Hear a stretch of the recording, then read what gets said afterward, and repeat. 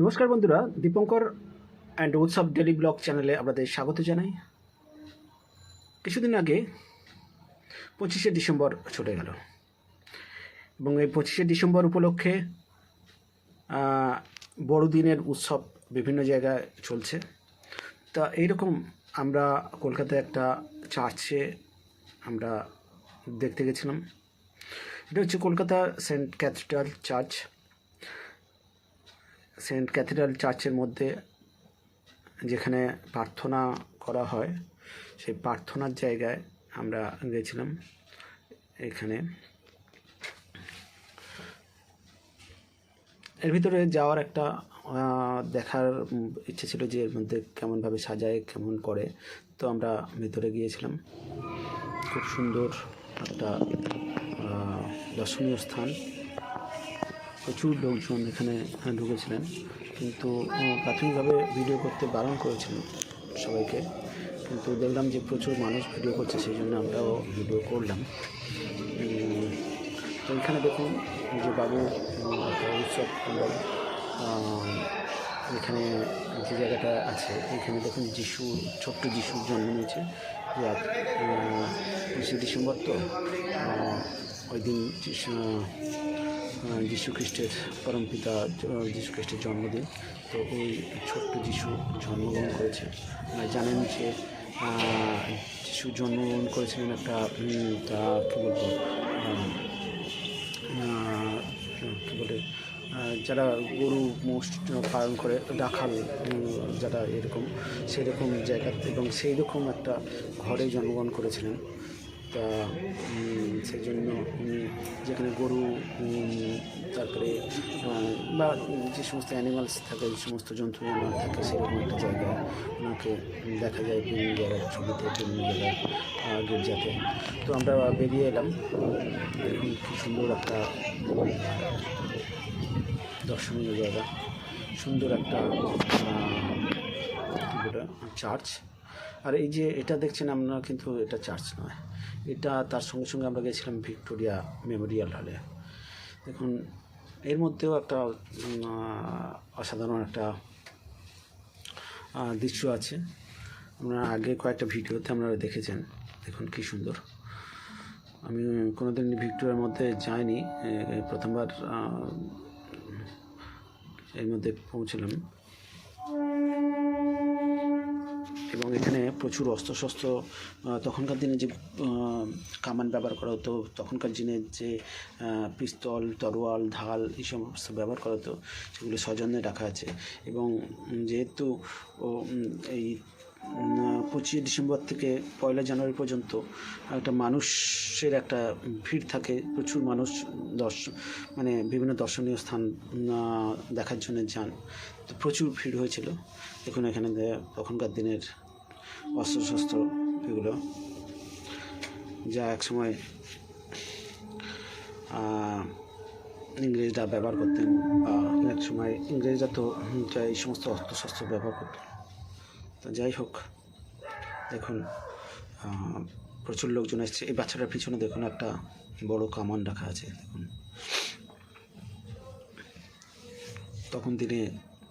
তখনকার দিনে এই সমস্ত জিনিস দিয়ে তারা ইয়ে করতো, যুদ্ধ বিগ্রহ করতো। এই একটা কামান দেখুন।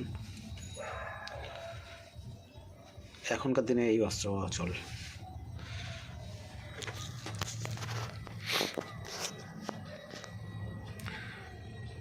দেখুন প্রচুর মানুষ এসছে। এই যে এখানে দেখতে পাচ্ছেন লর্ড ক্লাইভের মূর্তি।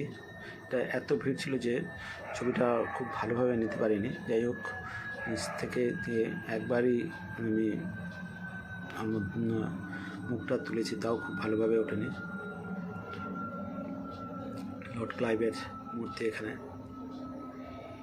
আর একটা কামান দেখুন কীরকম স্টাইলের। এতটাই ভিড় ছিল যে খুব ভালোভাবে দেখারও সময় হচ্ছে না চারিদিকে। আর এটা তো বাইরের দৃশ্য, বাইরে দেখুন কী সুন্দর সাজানো গোজানো দৃশ্য। এটা ভিক্টোরিয়া মেমোরিয়ালের বাইরের দৃশ্য।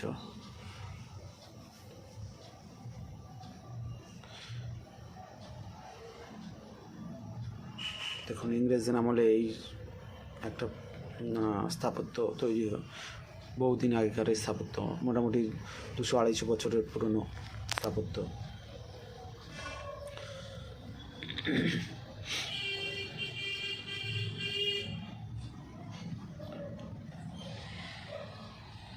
তা আমরা একটু ওখান থেকে বের হয়ে এসে রেস্ট নিচ্ছিলাম।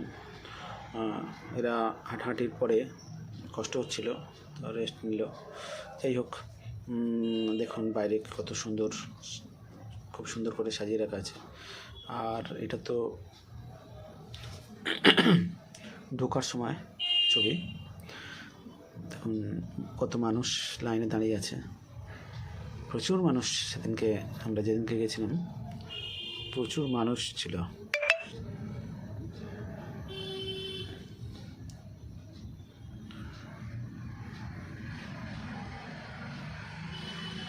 তো আমরা ধীরে ধীরে ঢুকলাম লাইন দিয়ে দিয়ে।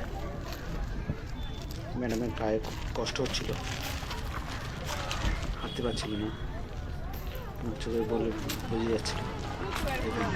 দূর থেকে ভিক্টোরিয়াকে কত সুন্দর লাগে। এই সামনে বসে আছেন রানী ভিক্টোরিয়া।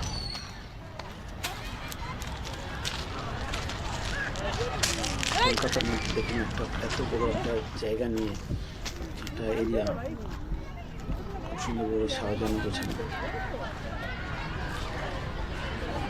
যে ভিক্টোরিয়া মেমোরিয়াল যার নামে, সেই রানী ভিক্টোরিয়া এখানে বসে আছে।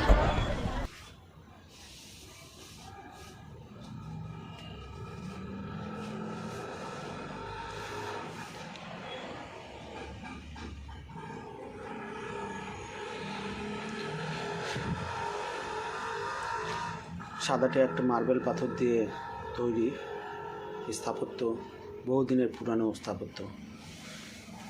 স্থাপত্যের গায়ে একসময় ধুলো লেগে রং পাল্টে যাচ্ছে বলে যে বইমেলা হতো একসময় কলকাতার বুকে ময়দানের বইমেলায় যে ধুলো ওড়ে, সেই ধুলোর জন্যে এই ভিক্টোরিয়া মেমোরিয়ালের পাথরের রং পাল্টে যাচ্ছে, এই একটা ছিল,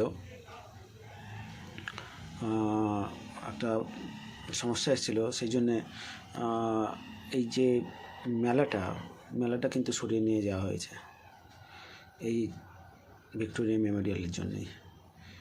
কারণ এই এত বড় স্থাপত্য, এতদিনের এত মানুষজন দেখতে আসে, যদি এটা নষ্ট হয়ে যায় মানুষ সেটা আর কোনো দিন দেখতে পাবে না। তো এটাকে সংরক্ষণ করার জন্য ভারত সরকারের পক্ষ থেকে এটা প্রচেষ্টা চালাচ্ছে।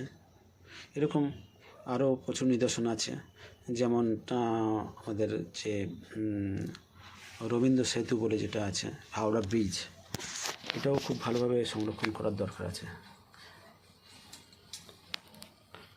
তো যাই হোক, আপনারা দেখুন কত সুন্দর একটা জায়গা কলকাতার মধ্যে। নিশ্চয়ই আপনারা গিয়েছেন, এতদিন যারা যাননি একবার ঘুরে আসুন। তবে কোনো অকেশনের সময় যাবেন না, আশা করি সময় নিয়ে একটু যাবেন, বেশ ভালোভাবে ঘুরতে পারবেন। যদি কোনো